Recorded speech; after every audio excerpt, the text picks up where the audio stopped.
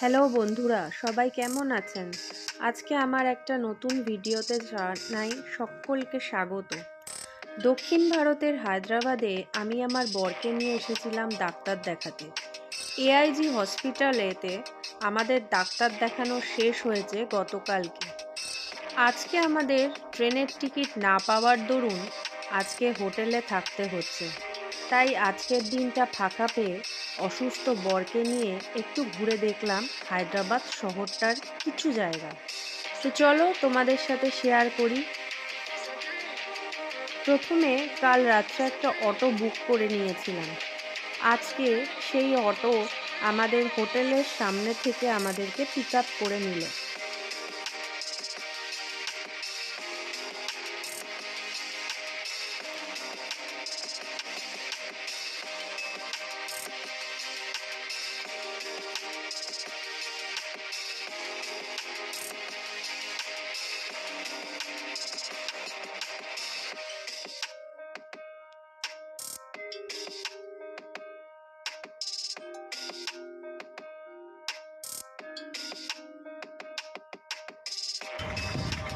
এই হচ্ছে কোটের কিলা। এখন আমরা কোটের কিলায় ঢুকছি।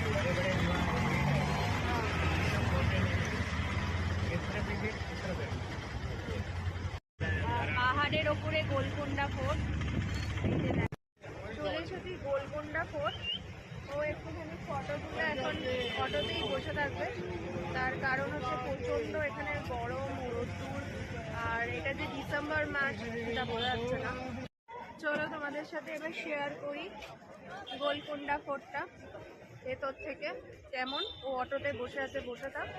তো অসুস্থ, অত সিঁড়ি ভাঙতে পারবে না। তো তোমরা আমার সাথেই এক্সপ্লোর করো গোলকোন্ডা ফোর্ট।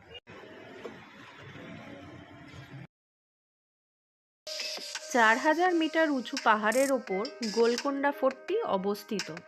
গ্রানাইট পাথরের তৈরি 500 বছরের দুর্গ। 8টা দরজা আছে এতে, আর 87টা আছে জানলা। 1000টা সিঁড়ি আছে এতে। মুখ্য দরজার নাম ফতেহ দরওয়াজা। কোহিনূর হিরে, রিজেন্ট ডায়মন্ড যা পাওয়া গেছে এখানে যখন খনন কার্য হয়েছিল অনেক অনেক বছর আগে। দুর্গের ভিতর একটি নির্দিষ্ট জায়গায় হাততালি দিলে সেই শব্দ অনেক দূর পর্যন্ত শোনা যায়। এই দুর্গটি বিশাল বড় এবং এই দুর্গ ঘুরে দেখতে অনেক টাইম লেগে গেছে।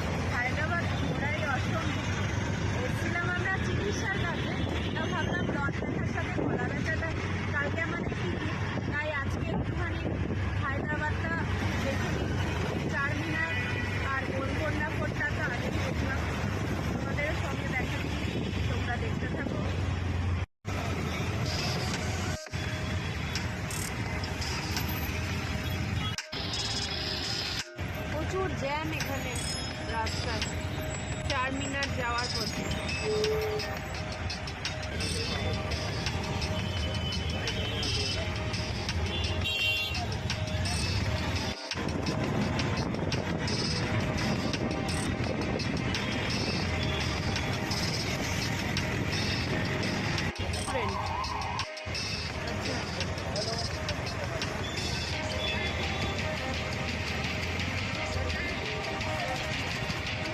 এখান থেকে শুরু চারমিনারের মার্কেট।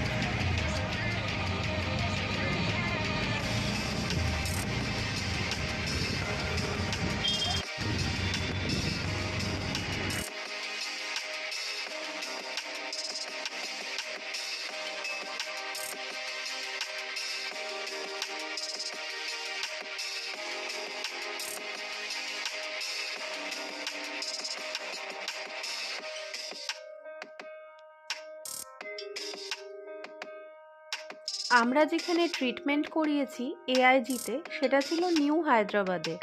আর হায়দ্রাবাদের পুরনো যে ওল্ড হায়দ্রাবাদ, সেখানে অবস্থিত হায়দ্রাবাদের চারমিনার। তো সময় তো একটুই লাগছে এই বেশি। তো আমার বর বেশিক্ষণ বসতেও পারে না, ও অটোর ভেতর শুয়েই ছিল। ও শুয়ে শুয়েই আমার কোলে সারা রাস্তায় গেছে, কারণ প্রচণ্ডই অসুস্থ। ও শুধু আমাকে সাপোর্ট করার জন্য আমার সাথে গেছে। যে ঘুমাচ্ছিল, এখন আর ও যাবে না। এই যে আমি এখন যাব চারমিনারে।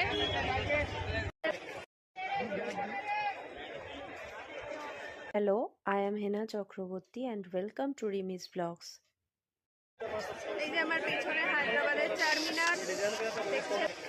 নিজামদের শহর হায়দ্রাবাদ, তেলেঙ্গানাতে অবস্থিত এই হায়দ্রাবাদ।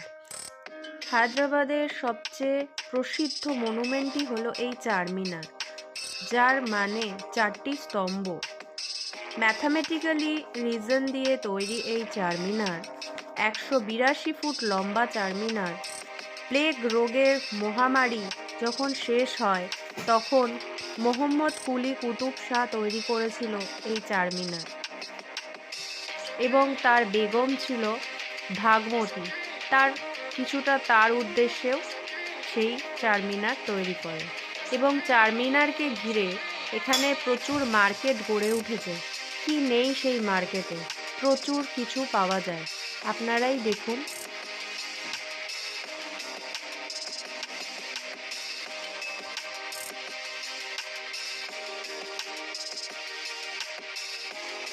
এবং এটি বিশ্বাস করা হয় চারমিনার থেকে গোলকোন্ডা ফোর্ট পর্যন্ত একটি লম্বা টানেল এটার সাথে যুক্ত রয়েছে। এবং চারমিনারের ওপর থেকে পুরো শহরটাকে দেখার জন্য টিকিটের মূল্য 25 টাকা। এই যে বাড়িটা দেখছেন, এটা সাউথ ইন্ডিয়ান অ্যাক্টর ভেঙ্কটেশের বাড়ি। এবং এই জুবলি হিলসে রয়েছে সাউথ ইন্ডিয়ান অ্যাক্টর বাহুবলী খ্যাত প্রভাসের বাড়ি। এই রাস্তা ধরে জুবলি হিলসে এই যে প্রভাসের বাড়ি, এই বাড়িটি। এখন প্রভাস বাড়িতে নেই, গেছেন মুম্বাইয়ে শুটিং করতে।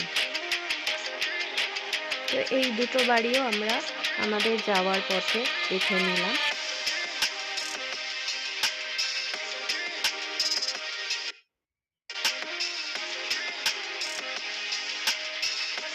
প্রভাসের বাড়ি দেখে আমরা আস্তে আস্তে হোটেলের পথে যখন এগোচ্ছি, তখন এই জায়গাটার নাম হচ্ছে হাইটেক সিটি। পুরো এই ব্রিজটা এত সুন্দর, দারুণ লাগছিল আমাদের দেখতে।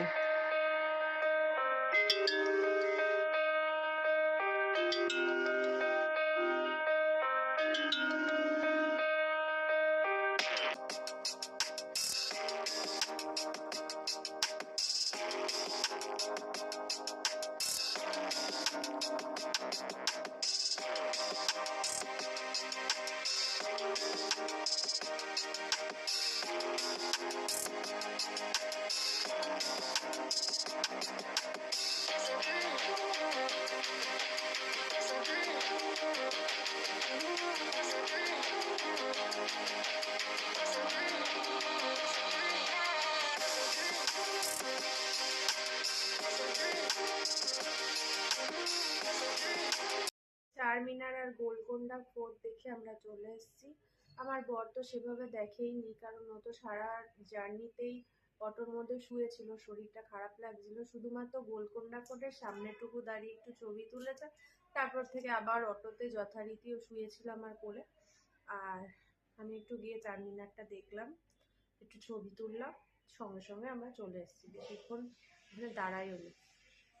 এবার রুমে এসে মুড়ি মাখলাম, চানাচুর ছিল, আর সিঙ্গারা একটু কিনে আনলাম। তার জন্য একটু গরম গরম জিলিপি কিনে আনলাম। এখানকার জিলিপি বেশ গরম আছে। ও তো খাবে না, ওর তো সুগার, শুধু আমি খাবো। চা কিনে আনলাম, দুজনে খাবো। এখন সন্ধ্যাবেলা চা বিস্কুট, মুড়ি চানাচুর খেলাম, সিঙ্গারা খেলাম, জিলিপি খেলাম, চা খেলাম, সব কিছু খেয়ে এখন যাচ্ছি আমাদের হোটেলের নিচে রিসেপশনে। তো ওখানে গিয়ে আমাদের ট্রেনের টিকিট কাটতে দেওয়া ছিল, সেই ট্রেনের টিকিটটা কেটেছে, তো একটা পেমেন্ট করবো।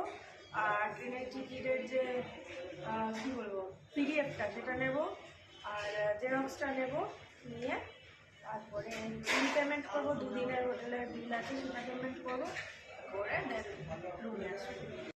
রিসেপশন থেকে টিকিটেরও ব্যবস্থা করে দেয়।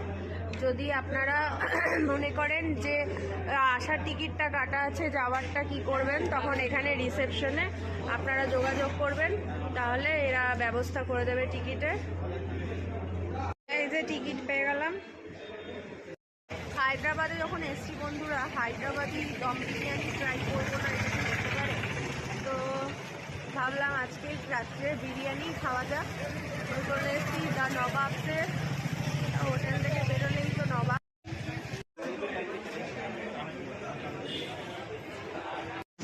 हैदराबादी दम बिरयानी मिलेगा चिकन वाला, लाइट स्पाइसी, कितना का है? 270। এখানে বসে খাওয়ারও জায়গা রয়েছে, দেখুন। আর এখানে কাউন্টার, হাতে পেয়ে গেছি হায়দ্রাবাদি চিকেন দম বিরিয়ানি নবাবস রেস্টুরেন্টসের। হায়দ্রাবাদি স্পেশাল দম বিরিয়ানি, তার সাথে দিয়েছে একটা দই, একটা কি সস টাইপের, খেলে বুঝতে পারবো, দুটো স্পুন।